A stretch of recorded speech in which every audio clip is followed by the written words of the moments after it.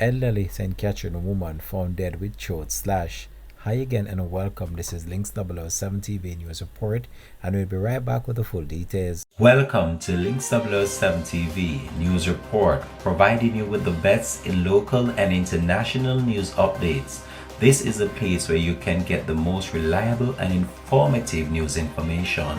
Links 007 TV News Report. Welcome back and thanks for joining us. This is Links 007 TV News Report. An investigation has been launched to find out who is responsible for the murder of a senior citizen in her yard in Bogwalk, St. Catherine last night. The dead woman has been identified as 65-year-old Patricia Watson, a poultry farmer of Cow Gully. It is reported that at around 9:40 p.m., a relative stumbled on Miss Watson's body in her yard. Her throat was slashed. The senior citizen was assisted to the Linstead Hospital where she was pronounced dead. No motive has yet been established for Miss Watson's death. The Bogwalk Criminal Investigation Branch is probing the matter. This has been Links 007 TV News Report. Thanks for watching.